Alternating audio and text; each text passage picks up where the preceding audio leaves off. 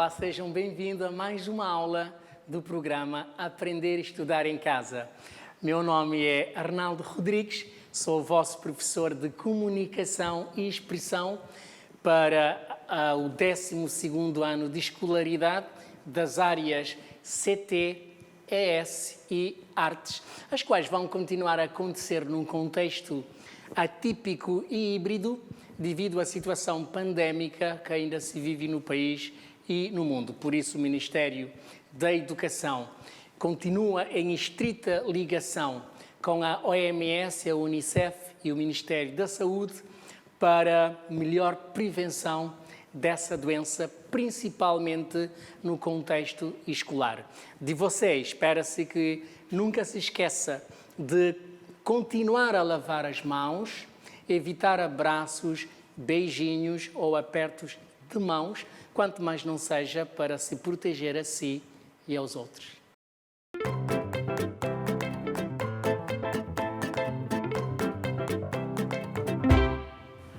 Agora pegue já na sua caneta, caderno ou bloco de notas para darmos início a mais uma aula de hoje que tem como sumário os atos diretivos e a sua relação com as receitas enquanto textos prescritivos. Mas antes, nós vamos fazer aquilo que você tinha levado para casa na aula passada, que é, portanto, tentar construir uma receita partindo das características e de todos os dados relacionados com uma receita. Então, nós no primeiro momento faremos isso, para no segundo momento analisarmos em profundidade uma receita enquanto texto prescritivo e também isso na perspectiva da sua relação direta com os atos diretivos. No terceiro momento, faremos a orientação de mais um trabalho para casa para finalmente fazermos a síntese da aula. Nós vamos primeiro então resolver o trabalho de casa, que tinha como o desafio produzir essa receita de que já falamos. Então, vejam bem, o trabalho que você fez está muito bom e eu realmente apreciei alguns que eu analisei, mas ainda há algumas informações a serem acrescentadas, quanto mais não seja para aperfeiçoamento daquilo que você fez. Então, vamos ver essa receita com tudo o que torna essa receita ou essa produção escrita mais completa. Título: Receita de pão integral caseiro. Porque é pão integral caseiro? Escolhi isso porque eu gosto de pão integral caseiro. Espero que você goste também. Então, nós vamos começar então, olha, começa muito forte, muito assim dinâmico a dizer: demora apenas 50 minutos para você experimentar um dos mais desejados sabores. Essa receita está a parecer uma publicidade. Ingredientes. Sim, para você passar a gostar do pão integral, não é? Ingredientes. Tudo o que você precisa de arranjar é 400 mililitros de água e deitar nela 25 gramas de fermento para pão e também 100 mililitros de óleo, uma colher de sobremesa de sal e 2 colheres de sopa de açúcar mascavo. Como é que se procede a sua preparação? Você já tem ingredientes? Então veja, preparação. Prepare bem a massa com as pontas dos dedos. Portanto, é de se misturar bem com os outros ingredientes, abra pequenas porções de massas e coloque-as no forno com o lume baixinho durante pelo menos 35 minutos.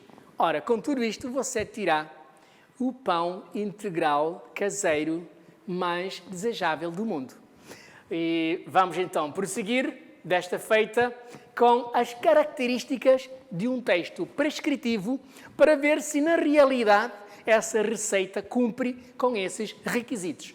Então, Não se esqueçam, instrui ao leitor acerca de um determinado procedimento, vimos na receita, exige que o leitor proceda de uma maneira ou de forma determinada, também vimos, não permite a liberdade de atuação ao leitor, sim, se você não colocar as coisas como foram indicadas, você não vai ter pão integral caseiro, que a receita pelo menos aconselha. Depois, não apresenta, aliás, um caráter assaz coercitivo, que eu vos tinha dito dizer também muito coercitivo, é a mesma coisa, utiliza linguagem objetiva e simples, utiliza predominante verbos no infinitivo imperativo ou presente do indicativo com uma certa indeterminação.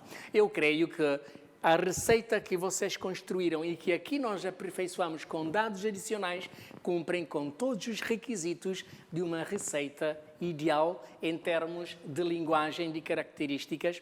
Então você fez um bom trabalho. Vamos ver agora a questão da relação entre uma receita e os textos prescritivos e também a sua ligação com os atos diretivos. Então, a conclusão que podemos tirar, depois que você já viu as características de um texto prescritivo colarem-se à receita do pão integral que nós já fizemos com os ingredientes obtidos, penso que não será difícil chegarmos à conclusão a existência de uma relação direta entre esses três elementos, designadamente textos prescritivos, uma receita e também os atos diretivos. Se não vejamos, há presença de ordens, conselhos e também instruções. É isso que faz, portanto, uma receita e também os textos prescritivos enquadrarem-se dentro de atos diretivos. Então, reparem, às vezes, o infinitivo, isto é muito importante, às vezes, dentro de uma receita, ou de uma ordem, ou de um pedido, etc., no contexto de atos diretivos, textos prescritivos e também uma receita, é normal, às vezes, você encontrar o infinitivo sendo substituído pelo imperativo. Ou seja, em vez do imperativo, aparece o infinitivo no seu lugar. E aqui, então, reparem a ordem. Primeiro, vamos ver a questão dos infinitivos a serem substituídos pelo... Ou seja, vamos ver a questão do imperativo a ser substituído pelo infinitivo. Temos, então, a linha A.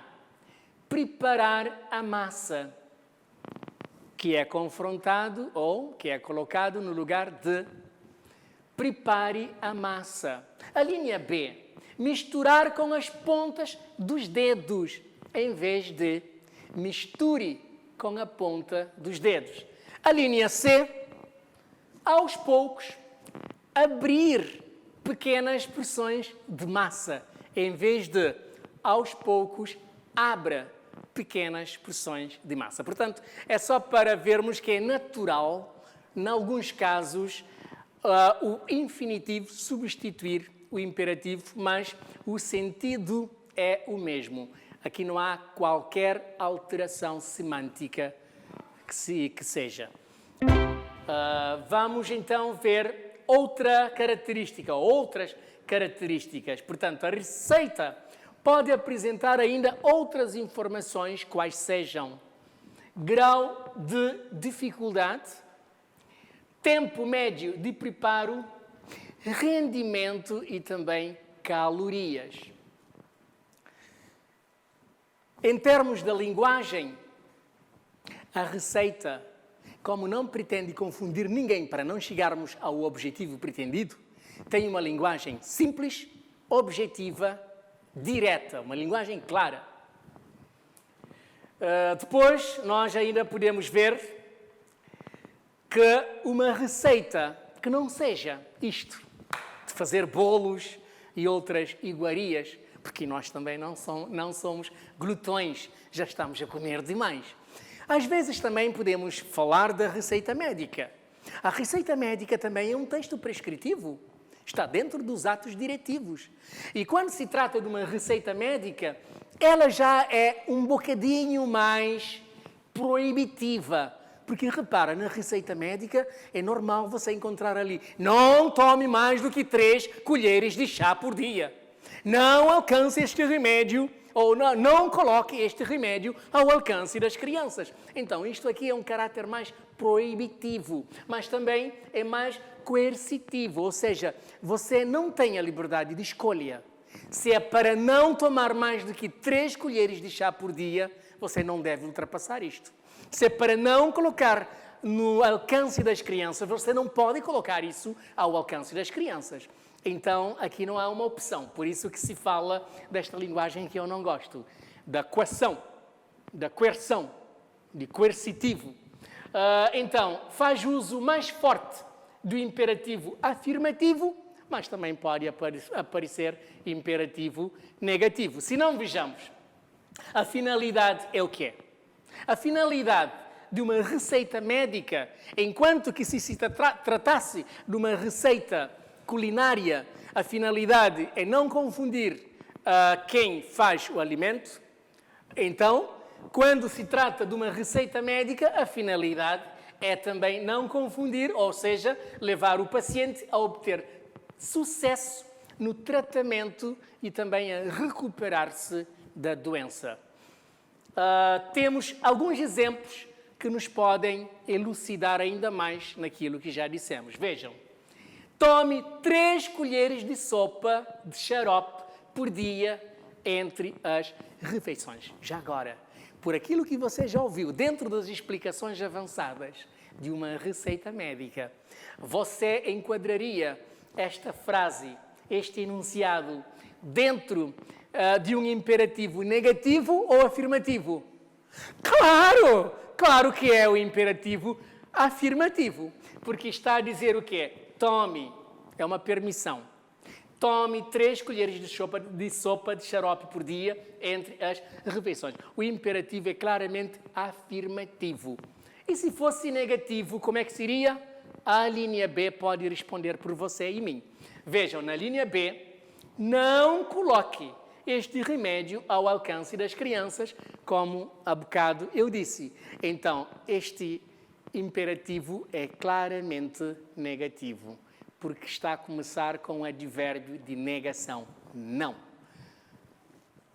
Aqui, se você reparar, o médico e o paciente estão a conversar e nas mãos o médico tem uma receita. É claro que ele vai dar ao paciente a receita para que ele se recupere, usando a receita, se recupere da doença. Aqui, então, nós temos que uma prescrição médica deve necessariamente conter, número 1, um cabeçalho. O que é que vem no cabeçalho? Portanto, é um impresso que inclui nome e endereço do profissional ou da instituição onde trabalha, portanto, a clínica ou hospital. Número 2, registro profissional e número de cadastro de pessoa física ou jurídica, podendo conter ainda a especialidade do profissional. Número 3, superinscrição. O que é isto? É constituída, portanto, por um nome e endereço do paciente, idade, quando pertinente, porque às vezes não, e sem obrigatoriedade do símbolo RX. Ora, o que é que significa RX? RX significa nada mais do que receba, só isso. É designação médica, mas você também pode passar a utilizar isso no seu dia a dia. Número 4, por vezes, esse último é omitido e em seu lugar escreve-se uso interno. O que é que nós queremos dizer? No lugar de RX, podemos não utilizar RX e colocar uso interno, ou seja, uso externo. Também pode acontecer uso externo se pretende que se faça ou se adopte outra opção. Correspondentes sempre ao emprego de medicamentos por vias enterais ou parenterais respectivamente. 5. Inscrição. O que é uma inscrição? Compreende o nome do fármaco, a forma farmacêutica e a sua concentração. 6. Subscrição. O que é subscrição? Designa a quantidade total a ser fornecida para fármacos de uso controlado. Essa quantidade deve ser expressa em algarismos árabes, ou seja, arábicos, escritos por extenso e entre parênteses. 7. A descrição. O que é a descrição? É composta pela orientação ou pelas orientações do profissional para o paciente. Ponto 8. Data e assinatura. São considerados dados facultativos em uma prescrição médica elementos relacionados com o peso, a altura e também a dosagem específica como usada na pediatria. Portanto, aqui nós temos ainda mais elementos utilizados dentro de um texto prescritivo. E eu aqui trouxe alguns exemplos desses elementos. Podemos, para além de receitas médicas, falar de receitas de bolo ou de culinárias em geral.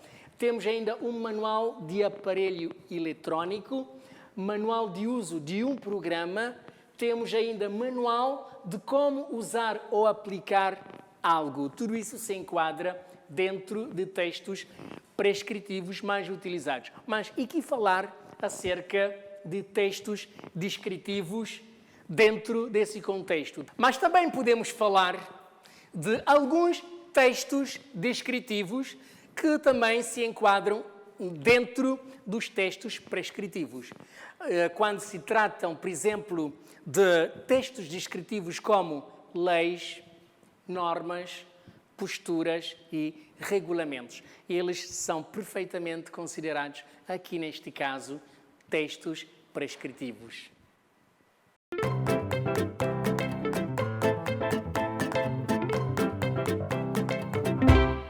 Como TPC, você leva a responsabilidade e a tarefa de pesquisar sobre os regulamentos e trazer para a próxima aula, quanto mais não seja, para que ela seja mais interativa.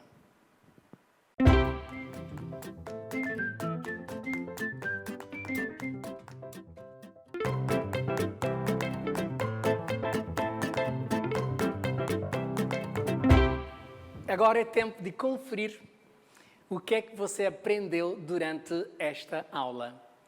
É a síntese da aula. Então, durante a aula, nós primeiramente fizemos a resolução do TPC, em que nós analisamos a receita que você construiu. Depois, nós também falamos sobre os atos diretivos e a sua ligação com uma receita. Vimos o exemplo de receita que você construiu e que na sala de aula nós aperfeiçoamos em conjunto. E vimos então que todas as características que um texto prescritivo deve conter, essa receita tinha. Finalmente, nós avançamos exemplos de algumas receitas culinárias e também uma receita médica. E assim foi mais uma aula de comunicação e expressão. Agradecemos toda a sua atenção durante a mesma. Agora só nos resta despedir até a próxima aula. Até lá, cuide-se.